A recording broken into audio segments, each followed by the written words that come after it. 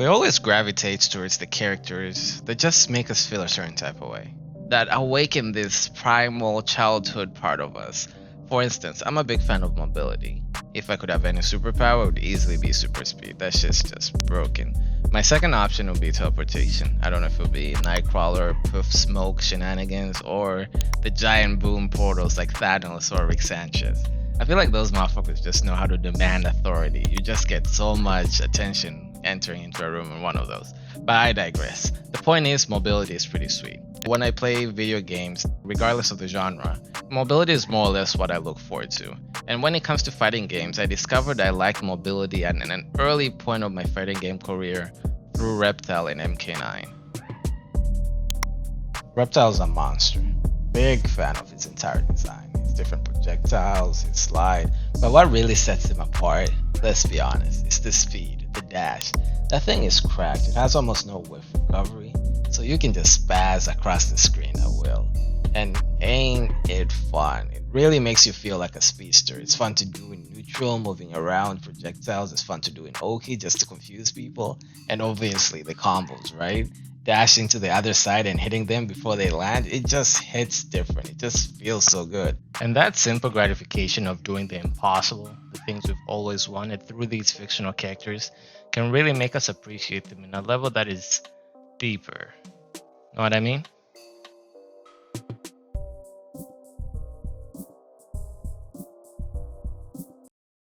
The pilot. The pilot is what I'm calling the archetype of characters that operate some sort of vessel for combat. You know, the giant mech suit, maybe even a monster, but there's this bond that must be formed and feels almost mutual despite the other side not really having a conscience. And maybe you see where I'm going with this, but in fighting games, the character is the vessel for combat. Obviously enough, right? And with any good vessel that allows you to extend your will through their power, really express yourself, there is at least a connection, if not a deep appreciation, that must be formed to move in a level that is unison. If we've learned anything from anime, the strongest ones are the ones that really get along with their monsters.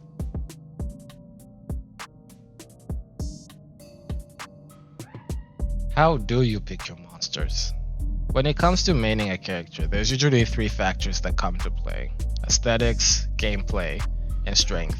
Strength is interesting because it's independent from the other two, and it's in correlation to the roster itself. Maybe your character's a little cheap, do they have a lot of winning matchups, are they top tier, or they're not top tier.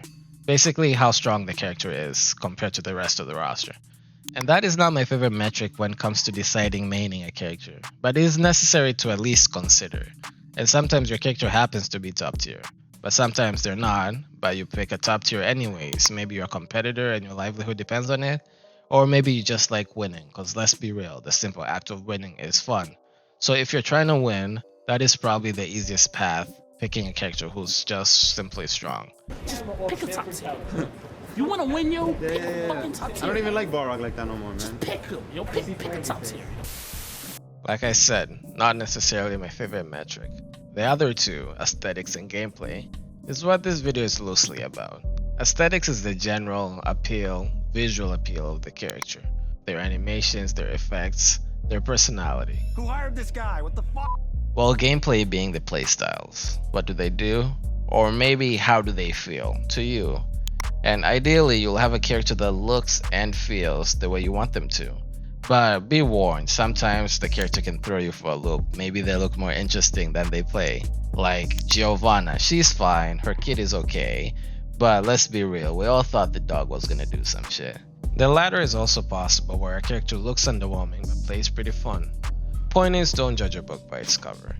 Finding a character that fills all three of the boxes in every fighting game you play might be unrealistic. Let's be real, there's a lot of games out there, but don't let that stop you. If you're having a hard time, just find the smallest thing, and who knows, they might surprise you. But that's all it really takes to get started and really start doing some damage with a character. Very well. Let's play.